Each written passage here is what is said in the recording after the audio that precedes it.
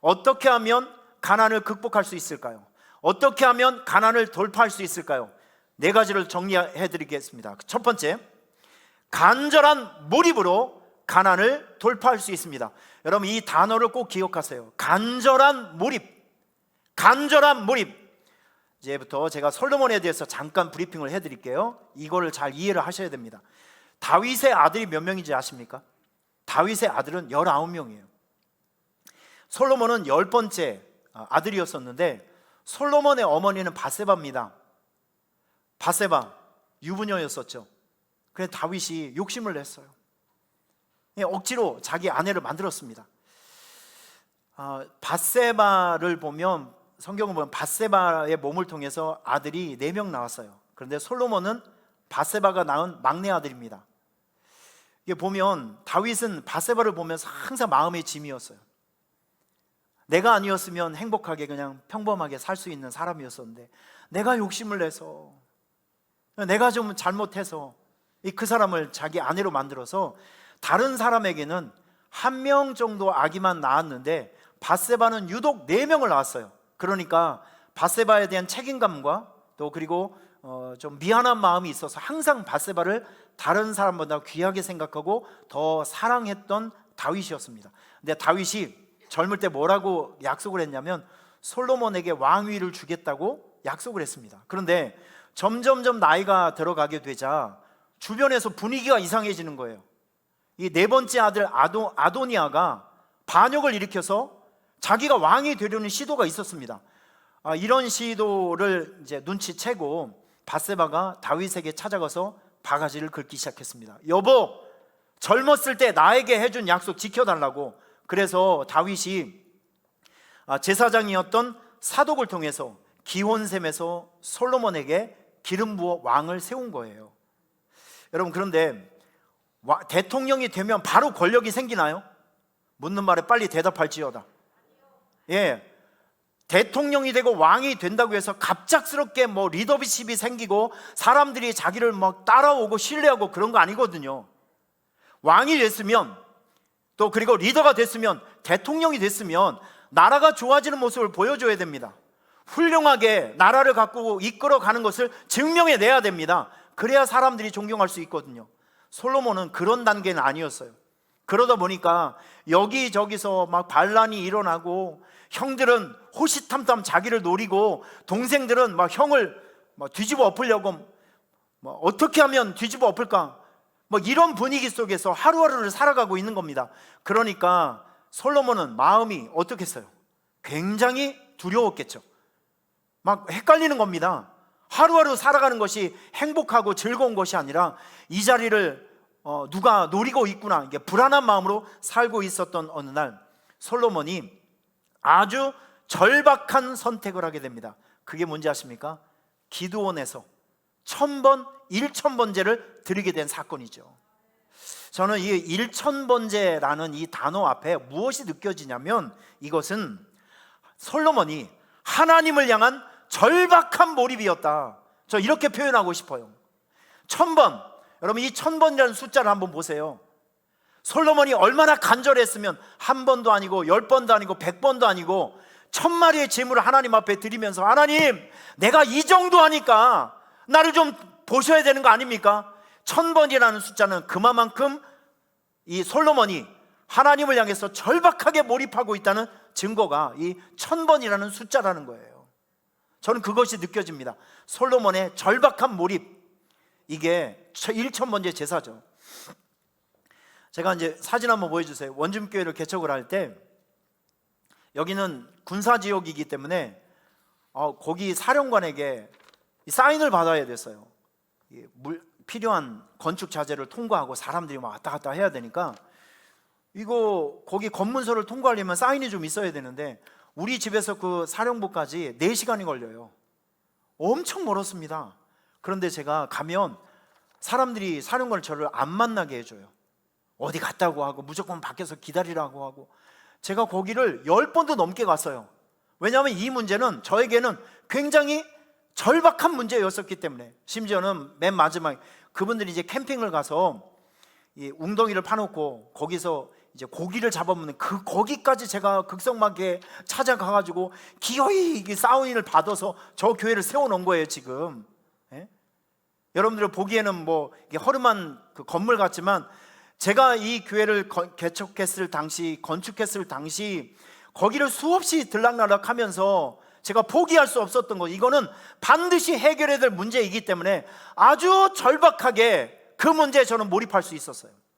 솔로몬의 1000번제가 바로 그런 거라니까요. 여러분, 우리가 인생을 살아가면서 가난의 문제가 있을 때, 위협의 문제가 있을 때 여러분들에게 처방전 하나를 드리겠습니다. 하나님께 몰입하십시오. 하나님께 몰입하자는 거예요. 이게 가난의 문제를 돌파할 수 있는 아주 중요한 근거가 되는 것을 기억하시길 바랍니다. 성경에 보니까 솔로몬이 하나님 앞에 몰입하고 기도했던 1000번제 드렸던 그날 하나님이 나타나 주셨어요. 우리가 인생의 가난의 문제에 빠져 있을 때, 어려움의 문제에 빠져 있을 때 다양한 신앙생활의 형태를 통해서 하나님께 집중하고 몰입하면 하나님의 모습을 보여주십니다. 하나님의 모습을 보여주셔요. 그래서 솔로몬에게 물어봅니다. 솔로몬, 내가 너에게 어떻게 해줄까? 이때 솔로몬이 기가 막힌 대답을 하죠. 하나님, 내 주변에 있는 나쁜 놈들 다 없애주세요. 이렇게 얘기한 것이 아니라, 하나님, 나는 아직 어리석으니까, 나이도 어리고 경험이 없으니까 이 백성들을 잘 다스릴 수 있는, 재판을 잘 할 수 있는 지식의 영을 내게 주시고 지혜를 나에게 주십시오. 하나님이 깜짝 놀란 거예요. 야, 너 진짜 대단하다. 너는 부귀영화를 나에게 요구한 것도 아니고 적군을 물리쳐달라는 얘기를 하지도 않고 어쩌면 이렇게 멋있는 것을 나에게 구할 수 있느냐. 그러면서 하나님께서 그가 구하지도 않았던 부와 재물과 영광과 명예를 얻는 그 자리를 하나님께서 그에게 선물로 주신다는 거예요. 할렐루야. 그래서 오늘 본문이 바로 그 장면이 나오는 거예요. 솔로몬이 가장 위태롭고 가난했을 때 그가 하나님의 앞에 몰입해서 얻은 것들이 무엇이냐면, 오늘 성경 말씀을 자세히 보시면 솔로몬을 만나기 위해서 전 세계에서 사람들이 몰려들기 시작합니다. 한번 만나서, 솔로몬에서 입에서 나오는 말은 어록이에요. 대단한 말이 나오거든요. 너무 신기하고, 그래서 사람들이 다 솔로몬을 만나기를 원해요. 올 때 그냥 옵니까? 금접시 가지고 오고 은덩어리 가지고 오고 뭐 귀한 것. 그래서 솔로몬의 창고는 금과 은으로 제물로 꽉 차 있었고, 그리고 오늘 본문에 보니까 솔로몬이 유브라데 강에서부터 블레셋 땅과 애굽 지경까지의 모든 왕을 다스렸다. 솔로몬이 이렇게 지혜롭게 정치를 잘 하니까 솔로몬이 다스리는 영토가 많아지는 거예요. 할렐루야. 점점점 그의 부가, 그의 명성이 확장되는 모습을 보일 수 있습니다. 그리고 결정적으로 솔로몬 시대에 예루살렘에서 은이 돌같이 흔하게 되고 백향목을 평지에 뽕나무같이 많게 하였더라. 세상에, 금덩어리 은덩어리가 그 나라에서 너무 흔한 돌멩이처럼 되는 거예요. 그러니 솔로몬 시대의 그 강력한 부와 솔로몬 시대 때 그 강력한 번성이 얼마나 위대했는지 여기서 우리가 그냥 볼 수 있게 되는 것입니다. 여러분, 우리가 오늘 이 말씀을 들으면서 여러분 마음속에 한 가지 지혜가 생겼으면 좋겠습니다. 인생에 가난의 문제가 생겼거들랑 하나님께 몰입하자. 이건 중요한 원리예요. 여러분, 눈만 껌뻑껌뻑거리지 마시고, 진짜 이럴 때는 마스크를 다 벗겨버리고 싶어 아주 그냥.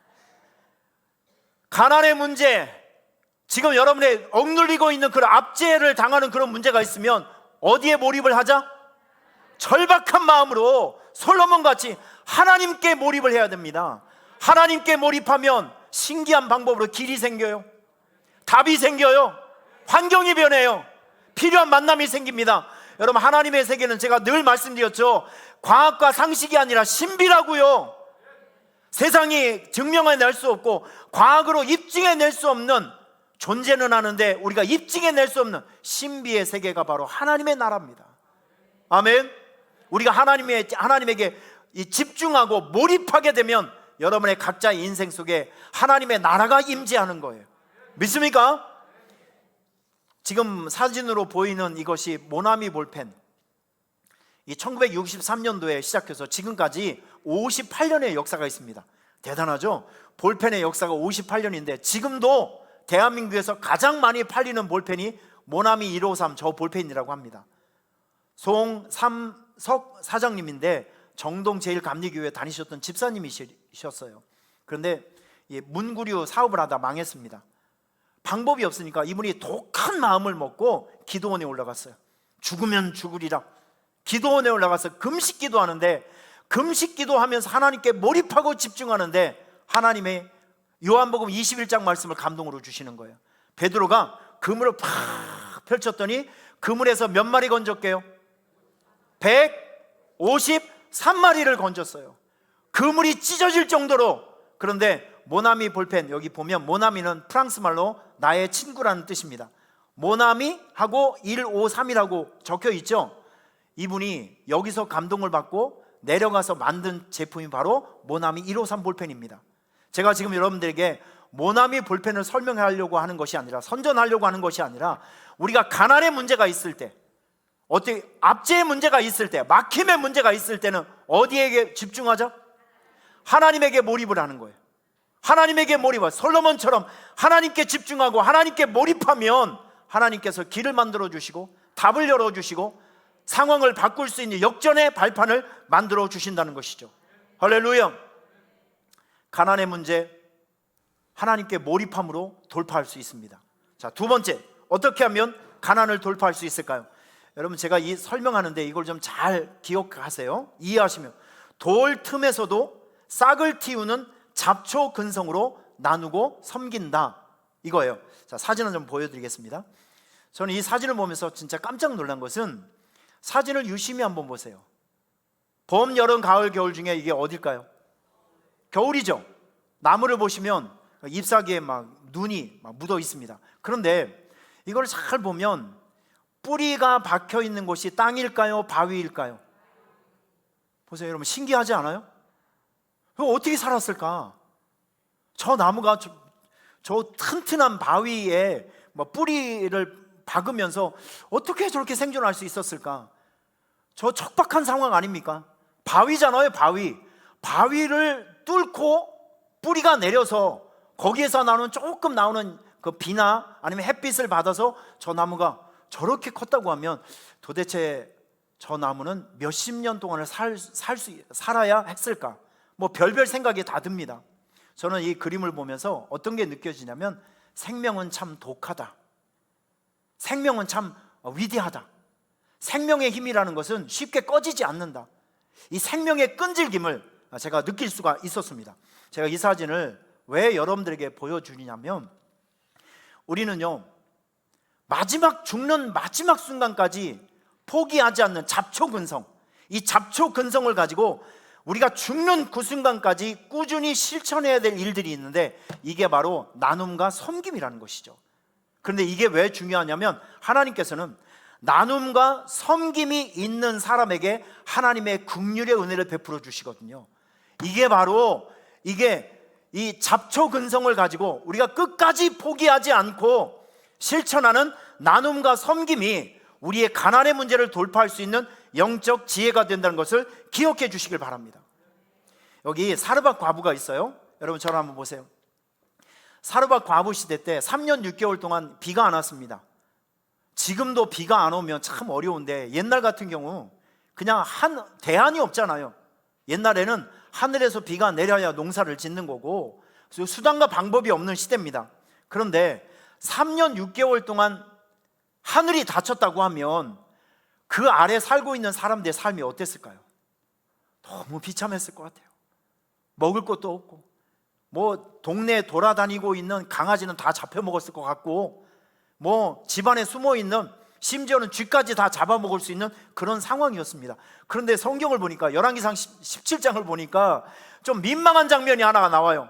엘리야 선지자가 사르밧 과부가 이제 빵 하나 이렇게 만들어서 자기 아들하고 자기하고 이제 먹고 죽으려고 하는데, 가서 그 빵을 자기한테 달래요. 여러분, 이 상황이 여러분들 어떻게 느껴지십니까? 저는 낯이 뜨거워요. 제가 이 설교를 준비하면서 느낀 것이, 엘리야 선지자도 강심장이었고 마지막 빵 하나를 준 이 아주머니도 참 강심장이다. 달라는 사람도 대단하고 그걸 달란다고 준 사람도 더 대단한 사람 같아요. 안 그렇습니까? 저만 열내는 것 같은데. 그러잖아요 여러분. 이 마지막 빵 하나를 뺏어 먹는 거잖아요 그거. 그런데 한 사람은 달랬고 한 사람을 줬어요. 근데 참 놀라운 게 뭔지 아십니까? 사르밧 과부가 엘리야 선지자의 말을 순수하게 듣고 순종을 했어요. 섬겨드렸어요. 자기 것을 나누었어요. 마지막 그 빵 하나 있는 거 그것까지 나눠줬어요. 그런데 성경에서는 참 놀랍게 사르밧 과부가 굶어 죽었더라 이렇게 나오는 것이 아니라 기적이 나타났다고 기록되고 있어요. 할렐루야. 이게 여러분들에게 소망이 될 수 있길 바랍니다. 여호와께서 엘리야를 통하여 하신 말씀같이 통에 가루가 떨어지지 아니하고 병에 기름이 없어지지 아니하니라. 저는 이 말씀이 저의 기도의 제목이에요. 지금 이 코로나 시대를 살아가는 여러분들 향한 저의 기도의 제목이라니까요. 하나님, 우리 성도들 가정과 일터와 직장과 손을 댄 모든 범사에 사르밧 과부에게 있었던 공급과 은혜를 주십시오. 가루통에 가루가 마르지 않고 병에 기름이 떨어지지 않는 하나님께서 떨어지면 채워주고 떨어지면 또 공급해주고 이 체험과 공급의 은혜가 사르밧 과부 가정에 있었다니까요. 무엇을 근거로 해서? 그가 나누고 섬기는 이 착한 행실을 통해서 그에게 채워지고 공급해 주시는 하나님의 은혜가 있었다는 것이죠. 여러분, 이런 것들을 보면서 깨달을 수 있길 바랍니다. 하나님은 이런 사람을 좋아하세요. 긍휼의 마음을 가지고 어렵고 힘들게 살아가는 사람들을 냉정하게 비판하고 도와주지 않는 사람, 그런 사람이 아니라 우리 하나님의 마음처럼 가난한 자를 불쌍히 여기며 내 것을 나누어 주는 사람을 하나님은 좋아하십니다. 하나님은 그런 긍휼의 마음을 가지고 있는 사람을 사랑하고 있다는 거예요. 기억하시길 바랍니다. 그래서 잠언에 보면 가난한 자를 불쌍히 여기는 것은 여호와께 구워 드리는 것이니 그의 선행을 그에게 갚아 주시리라. 아멘. 여러분, 아멘이 되시지요? 가난한 자를 불쌍히 여기는 것은 하나님께 구워 드리는 거예요. 하나님은 우리에게 뭔가를 이렇게 믿음을 확인하고 사랑을 확인하며 그 이상의 것을 다 갚아주시는 분이 우리 하나님이십니다. 이 긍휼히 여기는 마음을 가지고 크게 복을 받은 나라가 이스라엘 아니에요. 이스라엘 사람들은요, 나라 사람은 작지만 참 이 사람들은 가난한 사람들을 나누고 베풀며 살아가는 것이 일단 제도화되어 있어요. 습관화되어 있어요. 그리고 체계화되어 있습니다. 지금도 유대인들은 자녀들을 키울 때 자녀들이 이제 좀 자라나서 이 손으로 뭔가 물건을 움켜쥘 만한 이런 힘이 생길 때 아이들에게 동전을 쥐어준대요. 어릴 때부터.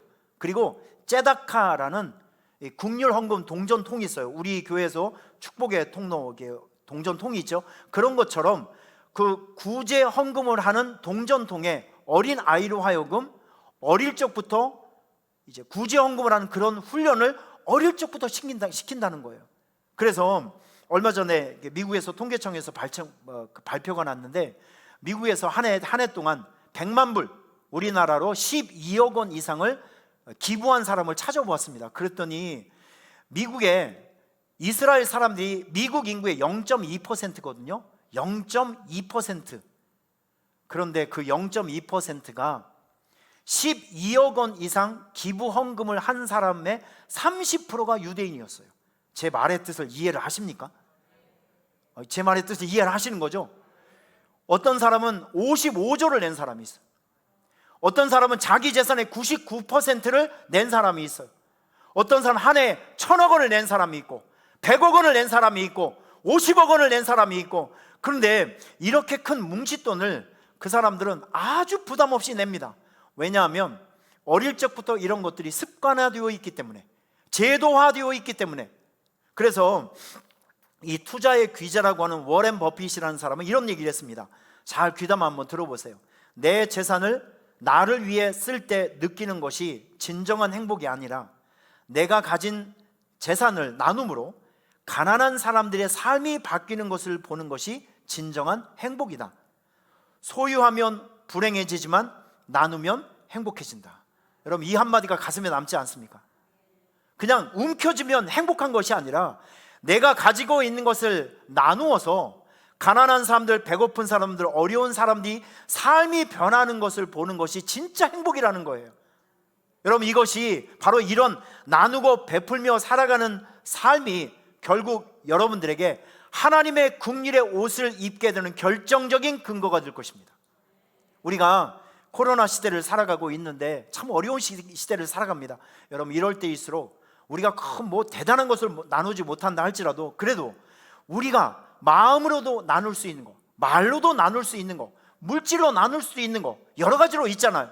여러분, 그런 것들을 오늘 이 말씀을 근거로 해서 우리가 정말 잡초근성을 가지고 죽는 그날까지 나누고 섬기는 일을 인색하지 말고 충성을 다하시길 바랍니다. 그러면 그런 것들이 여러분의 인생에 있는 가난의 문제를 날려버릴 수 있는 영적인 지혜가 된다는 것을 기억해 주십시오. 할렐루야. 자, 세 번째, 어떻게 하면 가난을 돌파할 수 있을까요? 고마운 사람이 아니라 필요한 사람이 되십시오. 한번 따라해 보실래요? 고마운 사람이 아니라 필요한 사람이 되자. 야곱을 다 알고 있을 거예요. 야곱은 그 형의 축복 기도를 가로채서 외삼촌 집으로 도망을 갔습니다. 그런데 외삼촌 집에서 일을 하는데 야곱은 뭔가 좀 재주가 있는 것 같아요. 하나를 맡기면 둘, 셋을 해놓습니다. 그 양을 한 10마리 맡겨놓으면 몇 달 있다 보면 양이 100마리가 되고 막 굉장히 불어 있는 거예요. 그러다 보니까 외삼촌 라반의 마음속에 야곱이 썩 드는 겁니다. 여러분들에게 인생을 살아가면서 여러분 마음에 합한 자, 꼭 들어맞는 사람들, 인생을 가시다 그런 사람들이 중간중간 한 명씩 만날 수 있기를 축원합니다. 왼수 같은 사람 만나면 골치 아픈데 야곱처럼 일을 좀 맡겨놓으면 일을 썩 잘해내고 그 사람이 우리 편이에요. 그러면 얼마나 행복하겠습니까? 저도 운동을 하다 보면 아주 운동을 잘하는 사람이 상대편에 가 있으면 그 사람이 그렇게 미워. 그런데 그 사람이 우리 편이 되면 그렇게 고마워요. 마찬가지잖아요. 여러분들에게 그렇게 힘이 될 수 있는 그런 만남이 있기를 바랍니다. 야곱이 그런 사람이었어요. 그러니까 라반이 이 야곱을 놓치고 싶지 않은 마음이 굴뚝 같았습니다. 그래서 참 감사했던 것이 야곱이 라반의 그 둘째 아들 레아를 사랑했거든요. 그래서 외삼촌 저 결혼 좀 시켜주세요. 오케이, 결혼식을 했습니다. 그런데 아침에 일어나 보니까 신부가 바뀌어 있는 거예요. 이게 작전을 쓴 겁니다. 우리 지방에서는 동생이 먼저 결혼할 수 없다. 언니가 먼저 결혼해야 되니까 네가 동생을 사랑하고 네 아내로 맡고 싶으면 7년 동안 다시 봉사해. 이렇게 딜을 하는 겁니다. 사실은 이 라반은 아주 깍쟁이고 그리고 아주 계산이 많은 사람이었었는데 이런 작전을 한 이유가 무엇이냐면 요셉이 고마운 사람이 아니라, 야곱이 고마운 사람이 아니라 필요했던 사람이었기 때문에 잡은 거예요. 맞죠? 좀 대답 좀 해봐요. 전 땀이 좀 질질 나고 있는데 아주. 맞죠? 여러분, 여기서 큰 것을 깨달으셔야 합니다. 우리가 힘들고 어려운 세상을 살아가는데 그냥 우리가 사람 좋은 사람, 고마운 사람, 인간관계가 좋은 사람, 이런 사람으로 머물게 된다고 하면 우리는 항상 우리의 가난의 문제를 질질질질 끌고 다닐 수밖에 없다니까요. 하지만 실력이 있고 어디 가서 이제 번듯번듯하고 일도 좀 잘 해내고 그런 사람이라면, 필요한 사람이 된다고 하면 가난의 문제에서 여러분들 해방받을 수 있어요. 일할 수 있는 사람이 된다니까요. 뽑혀 쓰임받는 사람이 될 수 있다니까요. 그래서 여러분들이 세상을 살아가면서 배움을 멈추지 말고 기술을 가까워야 됩니다. 할렐루야. 실력을 만들어야 됩니다. 지금 베트남에 가보면 우리나라 BTS보다 인기 많은 사람이 있어요. 미국의 레이디 가가보다 훨씬 더 유명한 사람이 있습니다. 지금 사진으로 보이는 이 박항서 감독님이에요. 한국에 히딩크 감독이 있다고 하면 베트남에는 박항서 감독이 있어요. 이 박항서 감독 때문에 지금 한국 기업 이미지가 너무 좋아져서 삼성에서 만들어낸 물건들, 현대에서 만들어낸 차들이 아주 잘 팔린다고 합니다. 또 베트남은 공산국가이기 때문에 기독교 집회가 허락이 안 돼요. 하지만 박항서 감독 때문에 기독교 집회가 종종 허락되기도 하고요. 그리고 한국 사람들에 대한 호감이 많이 생겨서 베트남을 가보면, 여행을 갔던 사람들이 가보면 한국 사람이라는 이유 때문에 디스카운트를 받든지 아니면 음식점에 가보게 되면 사람들이 그렇게 준대요. 아직 안 가봐서 모르겠지만 하여튼 그런 얘기가 있어요. 그리고 재미난 것이 베트남에서 인기 있는 여행 상품이 있는데 참 너무 웃겨요. 박항서 감독 고향 방문 패키지 상품이 그렇게 잘 팔린대요. 이분이 인기가 얼마나 높았으면 고향 방문을 하는데도 사람들이 많이 몰리는 거예요. 사실 이 박항서 감독은 이렇게 성공한 감독은 아니었습니다. 2002년도 월드컵 때 히딩크 감독과 함께 코치를 하게 됐지만, 그 이후에 경남 FC 감독을 했는데 잠깐 잘했지만 그 다음에는 팀이 너무 못해서 사실은 잘렸어요. 그래서 이 실업자로 살고 있다가 어찌어찌해서 베트남에 이제 가시게 되었는데, 이분이 베트남에 가서 보니까 베트남 축구가 100위권 안에 있는 거, 세계 100위권 안에. 여러분, 이 100위권 안에면 솔직히 얘기해서 제가 가도 골링을 넣을 수 있는 수준입니다. 아주 형편이 없는 수준이에요. 그런데 가서 보니까 애들이 전부 기가 죽어 있는 거예요. 박항서 감독이 가서 제일 먼저 뭘 하냐면 이겁니다. 고개 들어, 고개 숙이지 마, 이것부터 시작을 했대요. 사람들의 생각을 개조한 것이죠. 패배의식에서 벗어나라. 그러면서 생각을 바꾸고 훈련을 착실하게 해서, 이 박항서 감독이 있으면서 23세 그 챔피언십에 가서 준우승도 하고요, 아시안 게임에 가서 4강에 올라갔습니다. 그리고 스즈키 대회에서 사상 처음으로 우승을 해보고, 그리고 아시안 컵에 나가서 8강까지 오르는 쾌거를 이루게 됩니다. 그런데 1차 2017년부터 18년까지 2년 동안 이분이 연봉이 그렇게 높지 않았어요. 한 달에 2천만 원 정도 받았습니다. 그런데 2019년도에 재계약을 할 때는 박항서 감독이 다른 데로 간이 많이 하다 보니까 세상에 대통령이 나섰어요. 베트남 대통령이 나서서 압박을 하고 어디 가지 못하게 하고 월급이 5배가 올랐어요. 월급이 5배. 이게 참 대단한 거죠. 한 달에 지금은 거의 1억 원씩 받고 있다고 합니다. 우리나라는 32,000불입니다. 근데 베트남은 4,000불 정도밖에 안 돼요. 그러니까 베트남에서 받는 한국 돈 1억 원은 한국의 가치로 생각하면 7억, 8억 정도 하는 겁니다. 제가 생각을 해봤어요. 박항서 감독은 현재 한국 돈 가치로 100억 원을 받고 있는 아주 몸값이 대단한 사람이 되었어요. 제가 물어보겠습니다. 베트남은 박항서 감독에게 왜 이렇게 많은 물질적인 투자를 하죠? 고마워서입니까? 필요해서입니까? 맞습니다. 여러분은 천재예요. 어떻게 이렇게 어려운 문제를 이렇게 쉽게 맞힐 수 있을까요? 여러분은 천재입니다. 존경합니다. 맞아요, 그거예요. 고마워서가 아니라 지금 박항서 감독의 전술과 지금 존재와 그분이 가지고 있는 능력이 필요했기 때문에 그 사람을 돈으로 산 겁니다. 바로 이런 원리가 있어요. 여러분, 우리가 인생을 살아가면서 가난의 문제를 돌파하기 위해서는 여러분의 실력을 키워야 합니다. 지금부터 이 말씀을 듣고 공부를 중단했던 분들 공부를 다시 시작을 하시길 바라고요, 몸매 관리 포기하신 분들 다시 다이어트 시작하시길 바라고, 운동을 다시 시작할 수 있기를 바라고, 뭐라도 배우셔야 합니다. 그래서 여러분들이 매력 있는 사람이 되어야 되지 않겠습니까? 자, 아멘 좀 해보세요 좀. 할렐루야. 뭔가 매력 있는 사람이 되고 쓸모 있는 사람이 되고 기술이 있는 사람이 되고, 그래야 여러분들이 가난의 문제를 돌파할 수 있습니다. 기억하세요. 지금 여러분들은 고마운 사람입니까? 아니면 필요한 사람입니까? 필요한 사람, 이거는 구호로만 되는 것이 아니라 필요한 사람이 되기 위해서는 여러분들이 실력이 있어야 된다는 거예요. 기술이 있어야 된다는 거예요. 오늘부터 공부하시고 오늘부터 결단하시고 새로운 것들을 배워보시면서 여러분의 그 이미지와 실력을 다시 한번 업그레이드 시킬 수 있는 좋은 결단들이 있기를 축원합니다. 마지막으로 어떻게 하면 가난을 돌파할 수 있을까요? 안락한 침대에서 내려와서 거칠은 광야로 가시길 바랍니다. 이거예요, 이거. 여러분, 창세기 26장을 보면 이삭이 흉년이 들어서 외국으로 이민 간 장면이 나옵니다. 자, 마지막이니까 조금 더 집중해 주세요. 제가 외국에서 오래 살아보니까 알아요. 뭘 아냐면 외국에 이민 가서 성공하기가 정말 힘들어요. 왠지 아세요? 일단 말이 틀려요. 일단 말이 틀리고 문화가 틀리고 제도가 달라요. 사람이 달라요. 우리는요 정의 문화가 있잖아요. 그런데 외국은 다 행정 처리를 하는 거예요.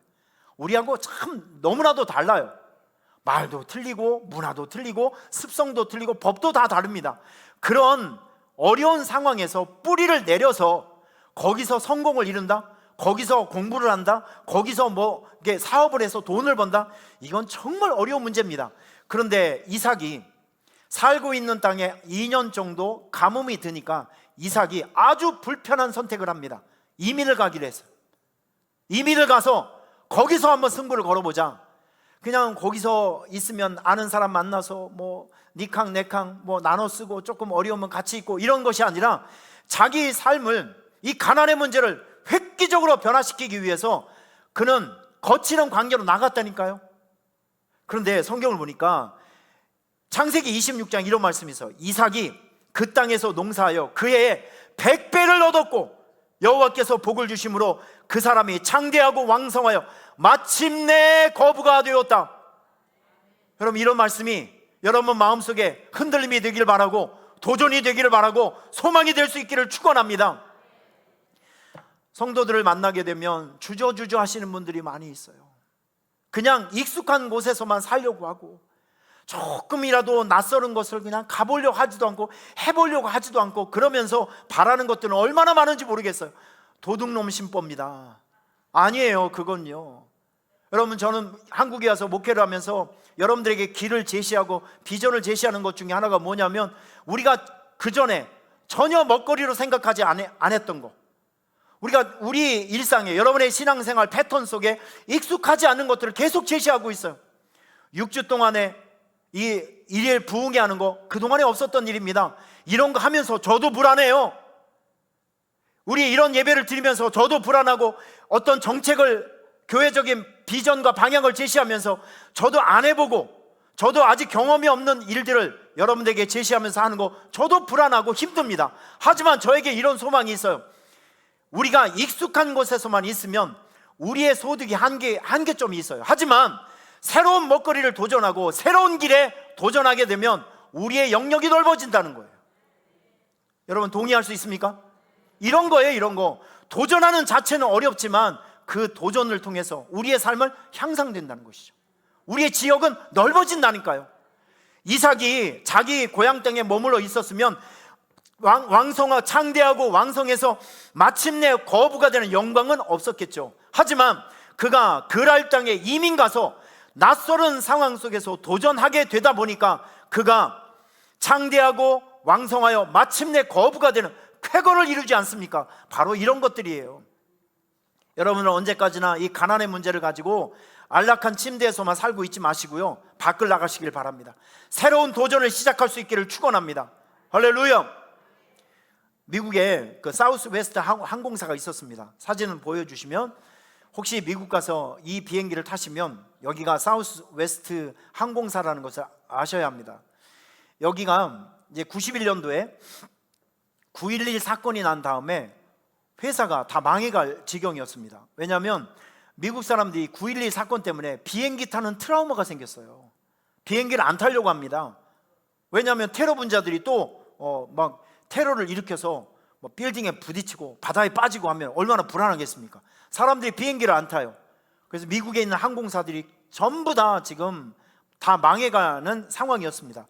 이때 이 사우스 웨스트 항공사도 큰 위기가 생겼습니다. 이때 회사 대표와 함께 경영진들이 무엇을 선택했냐면 이삭과 같이 불편한 선택을 한 거예요.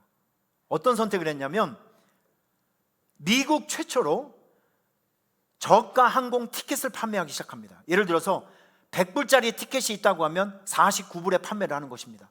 대신에 옛날에는 서비스를 제공을 해서 얻었던 그런 이윤 구조를, 서비스를 모든 걸 다 뺐습니다. 돈 들어가는 건 다 뺐어요.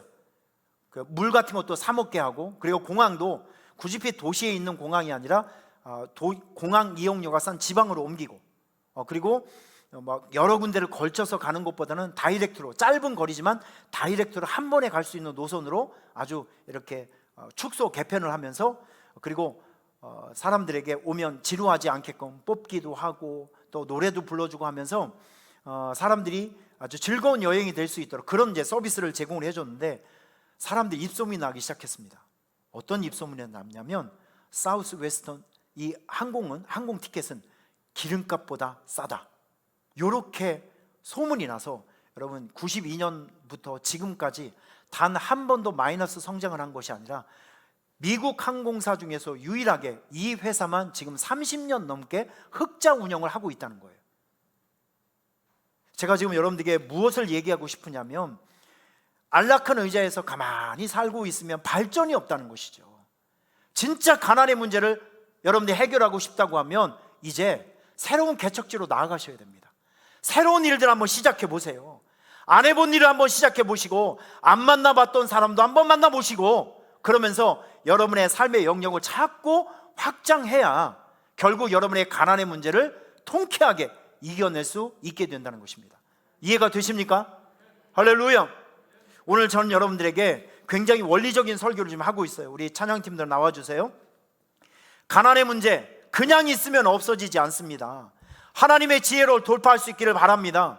오늘 저는 여러분들에게 이 가난의 문제를 돌파하기 위해서 4가지 지혜를 여러분에게 설명해 주고 있어요. 가난의 문제를 돌파하기 위해서는요, 하나님께 몰입해야 됩니다. 하나님께 간절하게 몰입하셔야 됩니다. 그래야 가난의 문제 돌파해낼 수 있어요. 힘들어도 잡초근성을 가지고 끝까지 포기하지 않고 나누고 섬기며 살아갈 수 있기를 바랍니다. 하나님은요, 긍휼을 베푸는 사람에게 긍휼의 옷을 입혀주십니다. 할렐루야. 그리고 물어볼게요. 고마운 사람이 되지 말고 어떤 사람? 필요한 사람이 되자. 필요한 사람은요, 실력이 있는 사람입니다. 기술이 있는 사람입니다. 능력이 있는 사람입니다. 여러분들이 그런 사람들이 되면 없어지지 않습니다. 가난의 문제 이런 거 여러분들이 피해갈 수 있고 돌파할 수 있어요. 마지막으로 불편한 선택을 하십시오. 새로운 영역에 도전하시고, 새로운 일도 좀 한번 해보시고, 새로운 사람도 만나보시고, 새로운 것도 공부해 보시면서 그냥 편한 대로만 살지 말고 여러분의 발전을 위해서 이삭처럼 불편한 선택을 하며 도전하며 살아가는 여러분이 되시기를 주님의 이름으로 축원합니다. 할렐루야. 여러분, 가난하지 말고 번성하고 또 하나님의 축복을 마음껏 누리며 살 수 있는 복된 삶이 꼭 되시길 바랍니다. 우리 오늘 이 찬양을 함께 나눌까요? 하나님의 축복이 가득 담겨있는 축복의 찬양입니다. 오늘 여러분들을 이 찬양으로 축복하고 싶어요. 함께 찬양합시다.